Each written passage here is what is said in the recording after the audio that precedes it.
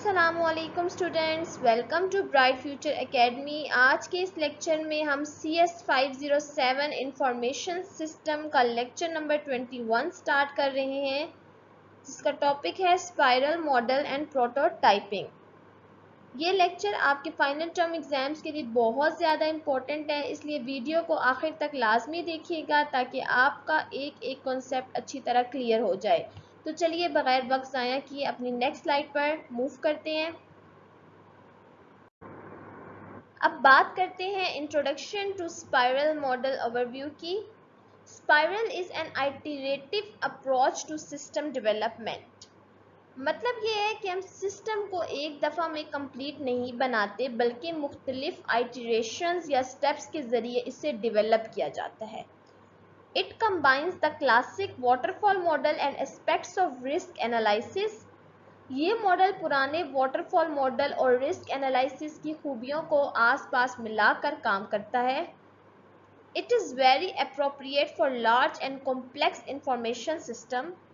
बड़े और पेचीदा कहते हैं कॉम्प्लेक्स प्रोजेक्ट्स के लिए ये सबसे बेहतरीन चॉइस है। Emphasizes the need to go back and reiterate earlier steps a number of times as the project progresses. Project आगे बढ़ते बढ़ते ज़रूरत पड़ने पर हम पुराने स्टेप्स पर वापस जाकर उन्हें दोबारा रिफाइन कर सकते हैं। It is a series of short waterfall cycles, each producing an early prototype representing a part of entire project. ये छोटे छोटे वाटरफॉल साइकिल्स का मजमुआ है और हर साइकिल में पूरे प्रोजेक्ट्स का एक छोटा हिस्सा या प्रोटोटाइप बन जाता है। It is a circular view of the software life cycle as opposed to the linear view of the waterfall approach. Waterfall सीधा लाइन में चलता है, जबकि स्पाइरल मॉडल एक गोल दायरे यानी सर्कुलर व्यू की तरह घूमता रहता है। Important for final exams. MCQ. The spiral life cycle model is a combination of classic waterfall model and aspect of risk analysis. Short question.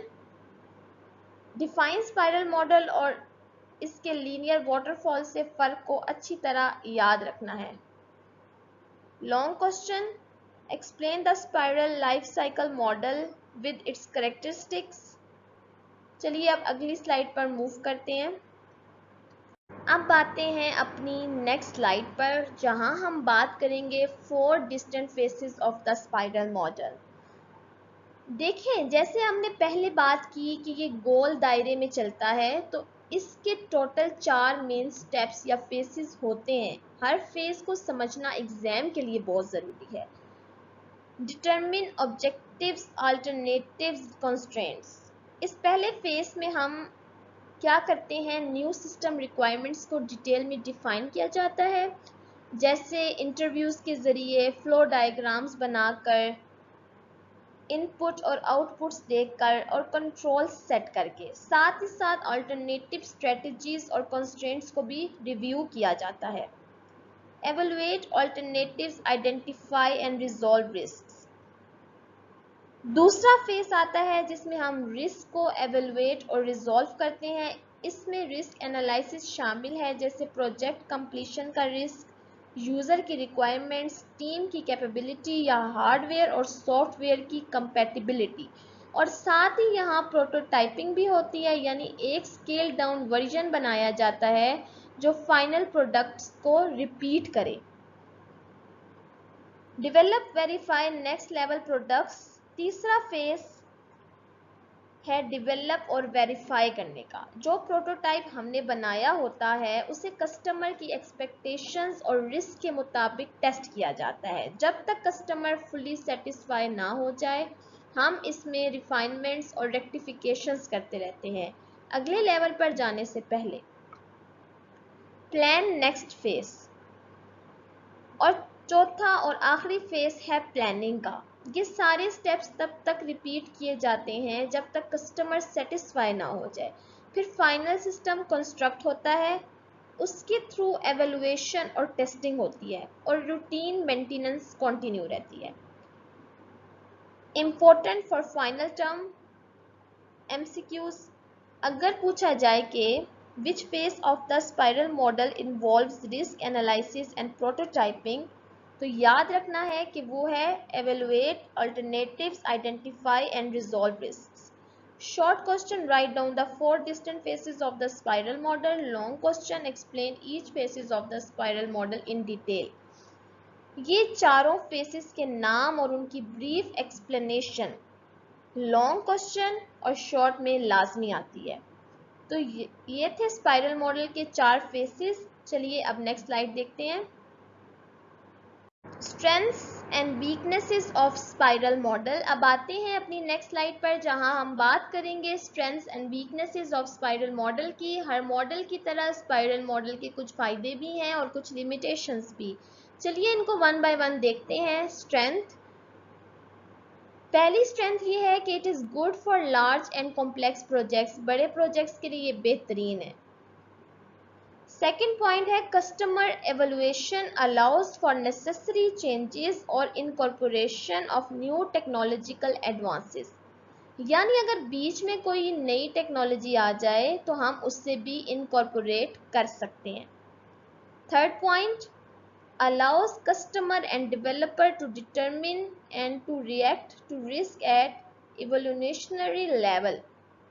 और चौथा और फोर्थ जो हमारा लास्ट पॉइंट है, direct consideration of risk at all levels greatly reduces problems। weaknesses, first weakness ये है कि it is difficult to convince some customers that the evolutionary approach is controllable। दूसरा, it needs considerable risk assessment। और third point और सबसे अहम कि if a risk is not discovered, problem will surely occur। अगर हमने रिस्क पहले detect नहीं किया तो बाद में मसले लाजमी आएंगे। इम्पोर्टेंट फॉर फाइनल एग्जाम्स, याद रखना है कि direct consideration of risk at all levels greatly reduce problems इसकी कोर स्ट्रेंथ है। शॉर्ट क्वेश्चन, इस स्लाइड से आपको give 2 strengths and 2 weaknesses of the spiral model वाला शॉर्ट क्वेश्चन अच्छी तरह तैयार करना है क्योंकि एग्जाम में ये आ सकता है। चलिए अब मूव करते हैं अपनी नेक्स्ट स्लाइड की तरफ। Prototyping approach and why prototypes are used. चलिए देखते हैं कि प्रोटोटाइपिंग होती क्या है और इसकी ज़रूरत क्यों पड़ती है। डेफिनेशन, पहली चीज़ ये है कि prototyping is the process of quickly putting together a working model in order to test various aspects of the design to gather early user feedback। यानी जल्दी से एक वर्किंग मॉडल बनाकर डिज़ाइन को टेस्ट करना और यूज़र से फीडबैक लेना। यूसेज कॉन्टेक्स्ट, ये कहाँ से यूज़ होता है। It is particularly useful for software developed for the public at large, computer games, word processing or specialist architectural and engineering design software। जैसे कंप्यूटर गेम्स हो गई, वर्ड प्रोसेसिंग सॉफ्टवेयर हो गए या फिर स्पेशलिस्ट के लिए आर्किटेक्चरल और engineering design software. Why prototypes are used? पहली वजह यह है कि new design have great uncertainty and unexpected problems. दूसरा, building a full design is expensive and time consuming. और तीसरा ये कि it allows manufacturers to rapidly and inexpensively test parts likely to have problems, solve them and then build the full design। Important for final exams MCQ, याद रखना है कि the working model made during prototyping is called prototype। Short question, why are prototypes used in software development? ये short question अक्सर paper में आता है, इसको अच्छी तरह याद रखना है। चलिए अब चलते हैं अपनी नेक्स्ट स्लाइड पर।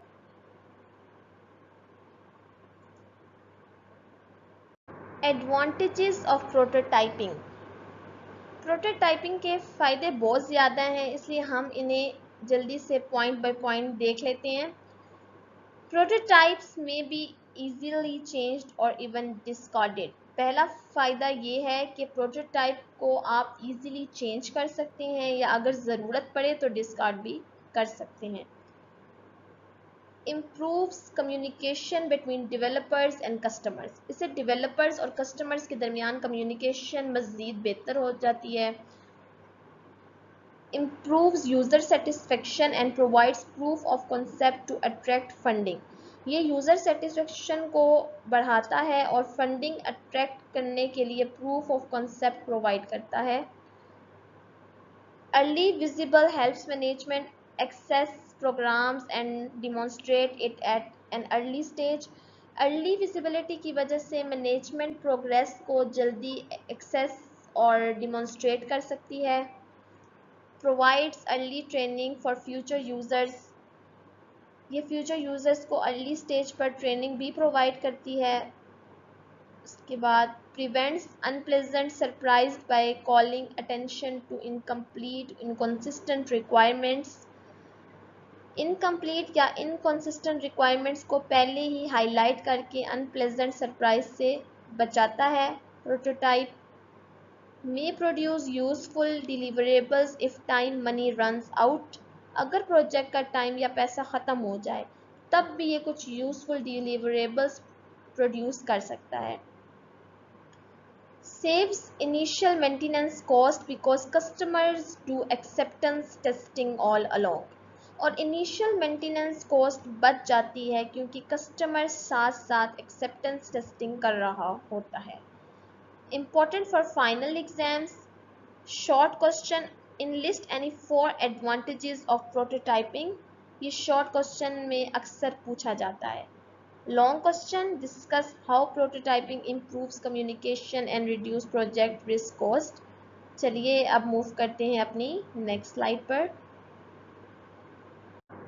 Risk and challenges of prototyping. जैसे प्रोटोटाइपिंग के फ़ायदे हैं वैसे ही इसके कुछ रिस्क और चैलेंजेस भी हैं जो हमें पता होने चाहिए। May encourage an excess of change request. पहला रिस्क ये है कि प्रोटोटाइपिंग की वजह से बार बार चेंज रिक्वेस्ट आना शुरू हो सकती हैं जो प्रोजेक्ट को लंबा कर सकती है। वर्किंग प्रोटोटाइप्स में lead management customers to believe the final product is almost ready for delivery. Working prototype को देखकर मैनेजमेंट और कस्टमर्स ये समझ लेते हैं कि प्रोडक्ट बस अभी डिलीवर होने वाला है, हालांकि ऐसा नहीं होता। एक्सीलेंट और disappointing performance characteristics of prototypes में मिसलीड द कस्टमर। प्रोटोटाइप की अच्छी या बुरी परफॉर्मेंस कस्टमर को गलत फहमी में डाल सकती है। Customer may not be prepare to provide the level और फ्रीक्वेंसी ऑफ फीडबैक रिक्वायर्ड। हो सकता है कस्टमर वो लेवल या फ्रीक्वेंसी का फीडबैक प्रोवाइड करने के लिए तैयार ही ना हो जो आइटरेटिव प्रोटोटाइपिंग मांगती है। Early prototypes may be of low fidelity and dismissed as twice. शुरू के प्रोटोटाइप्स लो फाइडिलिटी के होते हैं, इसलिए उन्हें अक्सर ट्वाइस कहकर डिसमिस कर दिया जाता है। Important for final term. याद रखना है कि early prototypes of low fidelity might be dismissed as twice. Short question, what are the risk of relying on prototyping in software development. ये शॉर्ट क्वेश्चन में ज़रूर पूछा जा सकता है। चलें अब चलते हैं अपनी आखिरी स्लाइड की तरफ। अगर आज का ये लेक्चर वाकई ही आपको पसंद आया हो और आपके कॉन्सेप्ट्स क्लियर हुए हों तो चैनल को सब्सक्राइब ज़रूर कीजिएगा और वीडियो को लाइक और शेयर करना मत भूलिएगा। और एक बहुत ज़रूरी बात, इस लेक्चर के दौरान जो important MCQs, short and long questions मैंने आपको बताए हैं उन्हें अपने फाइनल टर्म्स के लिए लाजमी प्रिपेयर करें क्योंकि पेपर में वहीं से चीज़ें आनी हैं। आपकी यही सपोर्ट हमारी मेहनत का सिला है। अपना बहुत सारा ख्याल रखिएगा। अल्लाह हाफिज़ और मिलते हैं नेक्स्ट लेक्चर में।